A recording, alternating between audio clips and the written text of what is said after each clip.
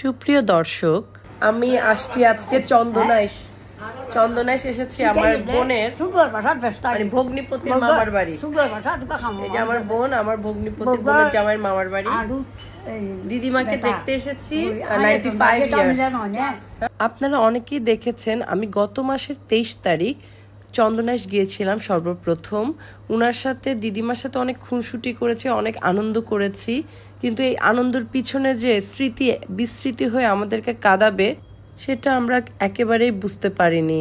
এই যে দেখুন ভিডিওতে কি মিষ্টি হাসি ঠাট্টা করছিলাম যে আপনার এই বয়সেও কি কালো চুল, অথচ এই চুল কালো রাখতে আমাদের কত ছাইপাশ না মাথায় মাখতে হয়।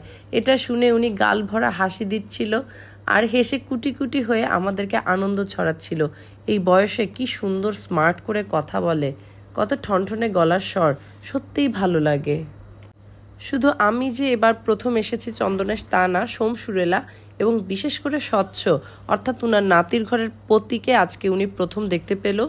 স্বচ্ছমণি দিদাকে দেখতে অর্থাৎ তার বড় মাকে দেখতে চন্দনাইশ গেছে, তাতেই উনার আনন্দ কে দেখে।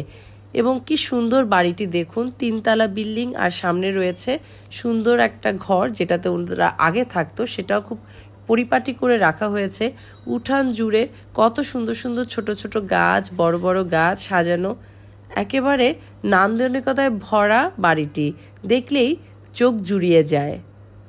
আমার খুব ভালো লাগছিল আশপাশের নিস্তব্ধ পরিবেশ, একেবারে গ্রামের সোদা সোদা গন্ধের মধ্যে বাড়িটা কিন্তু দারুণ স্মার্ট হয়েছে। নাম দেখলাম নীতিময়ী কুঞ্জ, নামটাও বড়ই খাসা। জানি না নীতিময়ী কি দিদিমার নাম নাকি, আরেকবার সুযোগ পেলে জেনে নিব। সবাই খুব আনন্দ পাচ্ছিল দিদিমার সাথে কথা বলে। পার্শ্ববর্তী গ্রামেই মাসি থাকে অর্থাৎ অতনুর মাসি, উনিও আমাদের আসার খবর পেয়ে ছুটে এসেছে।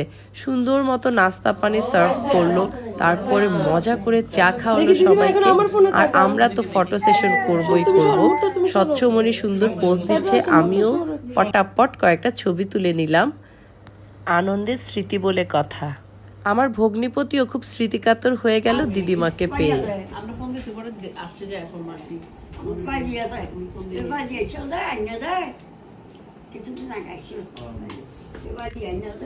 চা নাস্তা পর্ব সেরে জানতে পারলাম যে দিদিমাই আমাদেরকে সারপ্রাইজ দিয়ে দিয়েছে। আমরা উনাকে হুট করে এসে কি সারপ্রাইজ দিব, সেটা হচ্ছে উনি খুব শীঘ্রই ঢাকা যাচ্ছে।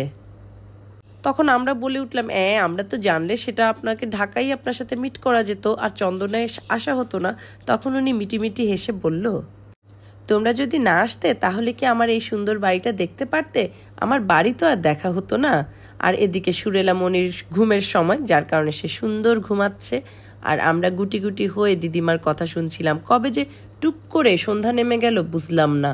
খোলা উঠান পেয়ে ওরাও দাদুমণির সাথে ছুটাছুটি করছিল, কিন্তু এই টুপ করে সন্ধ্যাটা যে আমাদের পরিবারে, আমাদের আত্মীয় স্বজনের এক কালো অমানিসা আসবে সেটা আমি ভাবতে পারিনি।